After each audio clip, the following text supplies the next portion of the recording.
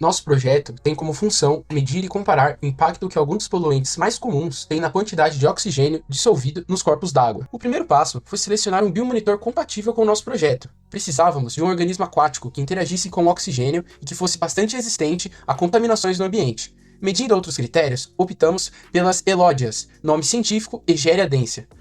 Uma planta amplamente encontrada no mercado, por ser popularmente utilizada no aquarismo, e seu baixo custo, além de ser uma planta pouco exigente em sua manutenção e que pode ser cultivada sem raízes. Preparamos 5 frascos de 1 litro, onde um deles se manteria puro, enquanto cada um dos outros 4 receberia um tipo de poluente. Para definir uma concentração equilibrada entre os poluentes, utilizamos os padrões de qualidade estabelecidos pelo CONAMA. Primeiro frasco: controle, sem poluentes.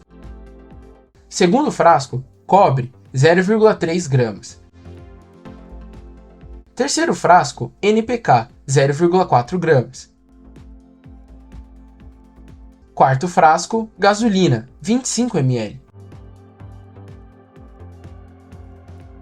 E quinto frasco, o detergente, com 20 ml. Depois de adicionarmos os poluentes, cada frasco recebeu 2 ramos de elódias.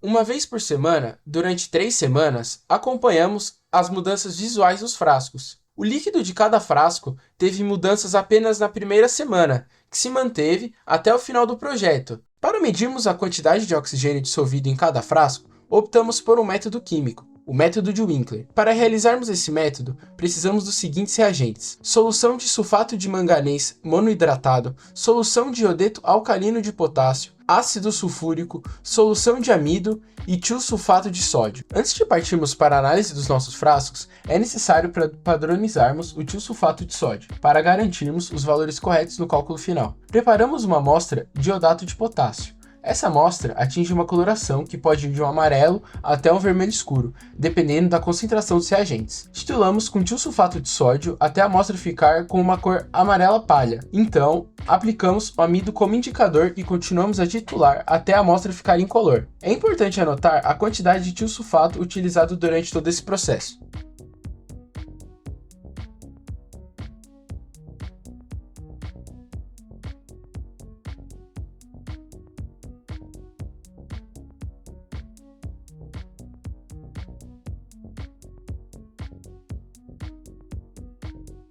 Coletamos 150 ml de cada um dos frascos, então aplicamos 0,5 ml da nossa solução de sulfato de manganês e depois 1 ml da solução de iodeto alcalino de potássio, sempre colocando a ponta da seringa a uns 1 ou 2 centímetros abaixo da superfície da amostra. Após colocarmos a solução de iodeto no recipiente, podemos ver a amostra tomando uma coloração fosca. Tampamos e agitamos os frascos vigorosamente, sempre garantindo que não se formará bolhas nas amostras.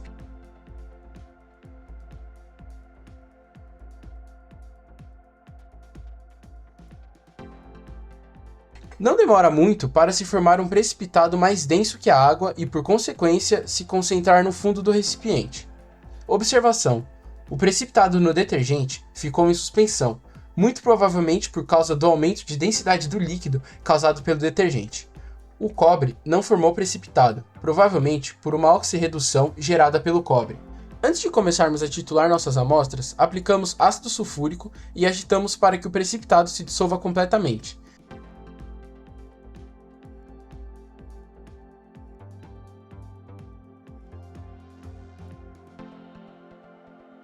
Depois de alguns minutos, transferimos 50 ml da amostra para um Erlenmeyer e damos início à titulação. Repetimos os processos da padronização, titulando a amostra até ficar com uma cor amarela palha. Adicionamos o amido como indicador e, por fim, continuamos a titulação até a amostra ficar incolor.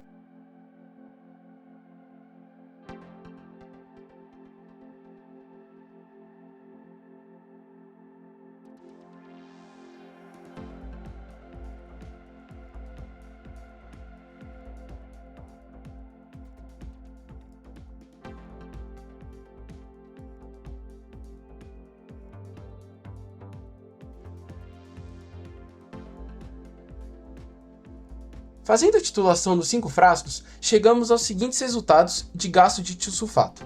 controle 3,2 ml, cobre 3 ml, NPK 2,5 ml, detergente 1,8 ml e a gasolina 0 ml. Observação: apesar da gasolina ter formado um precipitado após a aplicação da solução de sulfeto de manganês e solução de iodeto alcalino de potássio, ao retirarmos uma amostra para titulação, ela se apresentou incolor, muito provavelmente por causa de alguma reação química envolvendo os compostos da gasolina. Mesmo não formando precipitado no passo anterior, o cobre apresentou valores muito próximos do controle. Para calcularmos a concentração de OD na amostra, devemos primeiro analisar a reação química que descreve todo o processo. Percebemos então que para cada 4 mols de tiosulfato adicionados, titulamos 1 mol de oxigênio. Sabendo disso, em 150 ml de água, haviam 3 ml de reagentes. Logo, para cada 50 ml, 49 ml de amostra de água somadas e 1 ml de reagentes adicionados, podemos calcular o OD utilizando a fórmula a partir da quantidade X de tiosulfato utilizada. Assim, chegamos aos seguintes valores de oxigênios dissolvidos para cada amostra. Controle: 13,06 mg/litro, cobre 12,24 mg/litro, NPK 10,20 mg/litro, detergente 7,34 mg/litro e a gasolina 0 mg/litro, pois foi indeterminável. Por último, podemos calcular a saturação de oxigênio de cada amostra. Considerando que a titulação foi realizada numa temperatura de 25 graus e pressão de 730 mmHg, uma saturação de 100% em tais condições seria de 7,91 mg/litro. Assim, chegamos aos seguintes valores de saturação para cada amostra: controle 165%, cobre 155%, NPK 129%, detergente 93% e a gasolina 0%, pois foi indeterminável. Dessa forma, com os dados coletados, pudemos medir e evidenciar a preocupação que é o descarte de poluentes em corpos d'água. Mesmo assim, vale lembrar que nosso projeto não apresenta uma simulação completa dos impactos desses poluentes. Existem outras problemáticas, como a eutrofização, proporcionada pelo detergente e pelos fertilizantes, que não pode ser medida nesse experimento. Além disso, nosso projeto analisa esses impactos em apenas um organismo, não podendo medir todos esses impactos numa flora e fauna rica em vida.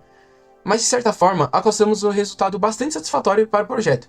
Todos os poluentes apresentaram uma quantidade de OD bastante inferior ao controle, com exceção da gasolina, que não pôde ser medida, e do cobre, que apresentou um valor próximo.